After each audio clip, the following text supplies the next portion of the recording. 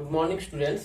আজকে যে টপিকটি আলোচনা করব সেটি হলো হিউম্যান রিপ্রোডাকশন বা মানব জনন অধ্যায় রয়েছে পুংজনতন্ত্র ও স্ত্রী জনতন্ত্রের গঠন। পুংজনতন্ত্রের যদি আমরা গঠন দেখি তাহলে আমাদের এখানে প্রধান জননাঙ্গ হিসেবে পাবো আমরা শুক্রাশয় বা টেস্টিস। এই শুক্রাশয় প্রধান জননাঙ্গ হিসেবে পুংজনতন্ত্রের অংশ। শুক্রাশয় মূলত 250টা লোবিউলে বিভক্ত হয়। সেই যে লোবিউলের মধ্যে কি লক্ষ্য হয় না, সেমনিফেরাস টিবিউল লক্ষ্য হয়। সেমনিফেরাস টিবিউলগুলো যুক্ত হয়ে গিয়ে রেটিটেস্টিস গঠন করতে সহায়তা করে। এই রেটিটেস্টিস থেকে বিভিন্ন নলাকার অংশ লক্ষ্য করা যায়, তখন তাকে বলা হয় ভাষা ইফারেন্সিয়া। সেই ভাষা ইফারেন্সিয়া থেকে তৈরি হয় এপিডিডাইমিস। তাহলে শুক্রাশয় হলো পুংজনতন্ত্রের প্রধান জননাঙ্গ এবং আনুষঙ্গিক জননাঙ্গ হিসেবে থাকে এপিডিডাইমিস। এপিডিডাইমিস হলো ভাষা ইফারেন্সিয়াগুলো যুক্ত হয়ে শুক্রাশয়ের ঠিক পৃষ্ঠদেশে অংশকে গঠন করতে সাহায্য করে এপিডিডাইমিস। এপিডিডাইমিসের কাজ কি? এপিডিডাইমিসের কাজ হলো শুক্রাশয় থেকে যে শুক্রাণু উৎপন্ন হয় সেগুলি সঞ্চয় থাকতে সহায়তা করে এপিডিডাইমিসে এবং সেগুলিকে পুষ্টি প্রদানে সাহায্য করে এপিডিডাইমিস। এরপরে আমরা দেখব আনুষঙ্গিক জননাঙ্গের মধ্যে রয়েছে ভাস ডিফারেন্স বা শুক্রনালী।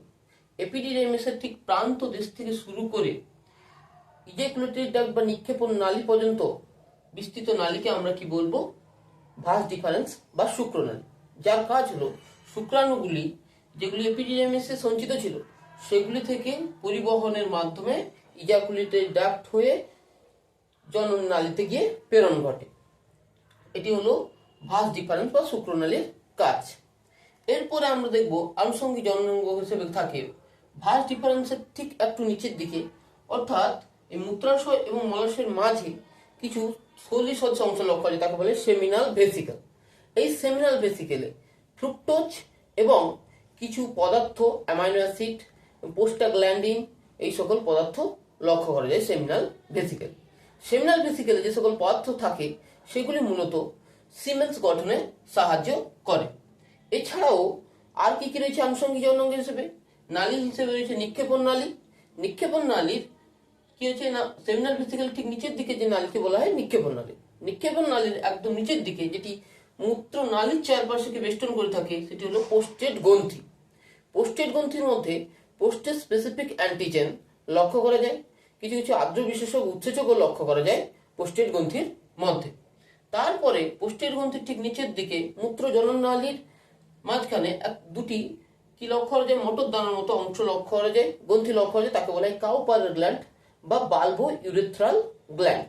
এই কাউপারের গ্ল্যান্ড বা বালভো ইউরেথ্রাল গ্ল্যান্ডের কাজ হলো যৌনজন্মের সময় কি করে না, সেটি তোমার জনন যে নালীটাকে পিচ্ছিল রাখতে মূলত সাহায্য করে। এরপরে আছে মূত্র জনন নালী, যার মধ্য দিয়ে কি হয় না মূত্র ত্যাগ হয় এবং জন্ম অংশগ্রহণ করতে পারে মূত্র জনন নালী। এইগুলি ছিল পুংজননতন্ত্রের আনুষঙ্গিক জননাঙ্গ।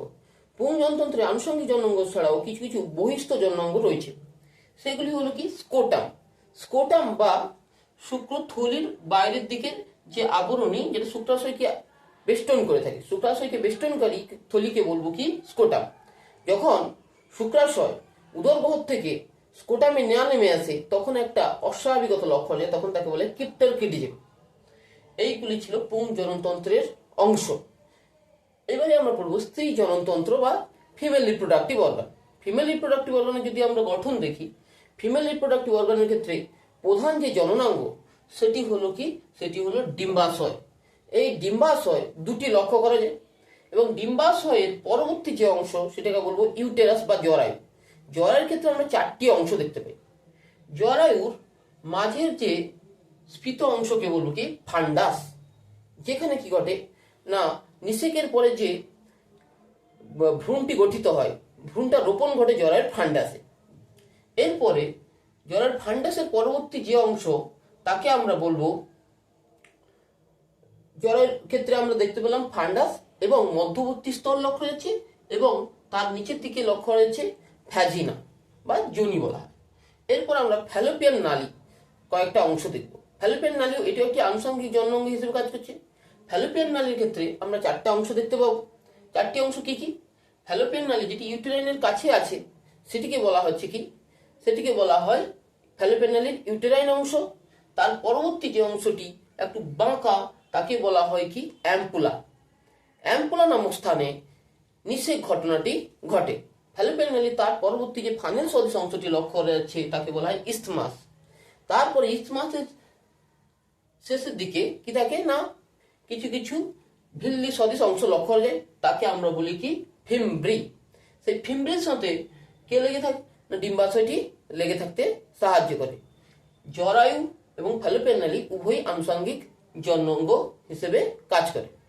এই জরায়ুর তিনটি স্তর লক্ষ্য করা যায়। সব থেকে যেটা বাইরের স্তর তাকে বলা হয় পেরিমেট্রিয়াম, এবং সব থেকে যেটা মধ্যস্তর তাকে বলা হয় মায়োমেট্রিয়াম, এবং ভিতরে যে স্তর তাকে বলা হয় কি এন্ডোমেট্রিয়াম।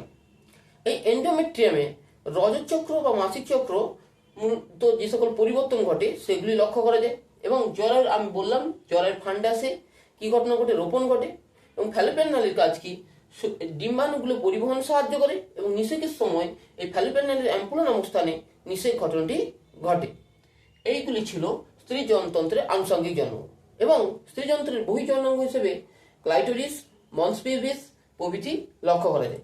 এইগুলি ছিল পুংযন্ত্র ও স্ত্রী যন্ত্রের গঠন। ধন্যবাদ সবাইকে। এর পরবর্তী ভিডিওতে আমরা শুক্রাশয় এবং ডিম্বাশয়ের গঠন সম্বন্ধে জানব।